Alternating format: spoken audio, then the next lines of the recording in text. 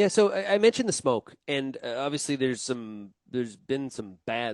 to be some bad wildfires, and depending on where you are and where the wind pattern is, you're experiencing some pretty smoky conditions. Like I heard today in Saskatchewan, it is absolutely thick and brutal.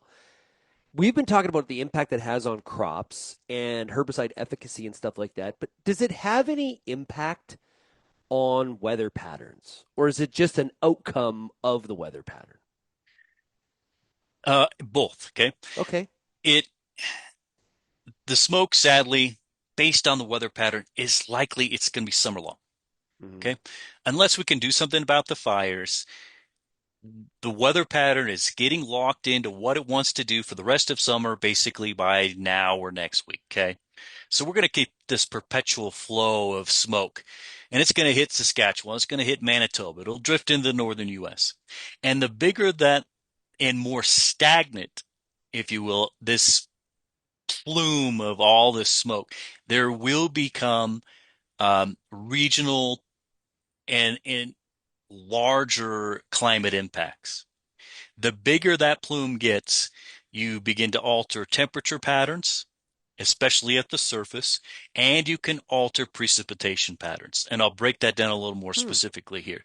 So if the more smoke you add to the air, okay, when you bring in clouds or humidity, when you're trying to develop rain, any sort of rainfall, that humidity in the air likes to grab a salt particle, any mineral, or it will cling to dust, or in this case, it'll cling to smoke particles.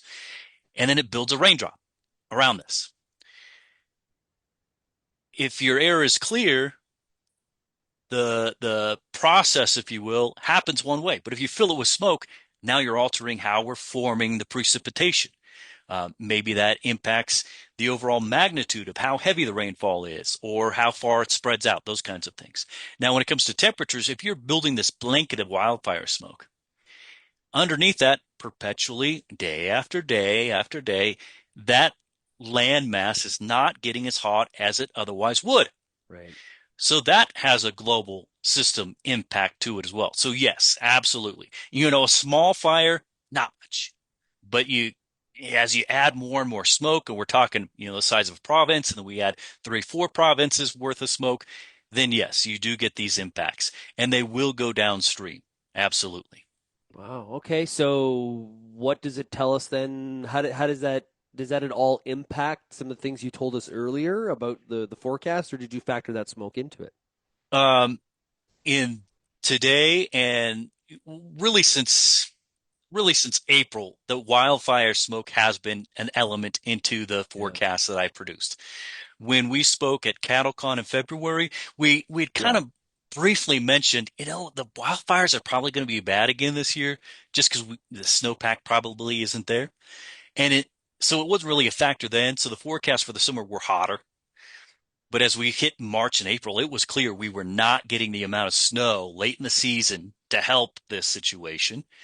So then, yeah, the weight Yeah. of the wildfire impactor did grow in the forecast process. Yes. Okay, we got about 30, 45 seconds. Okay. What's the big thing that you're watching from a weather pattern perspective here through the summer months that may change some of the things you've told us today?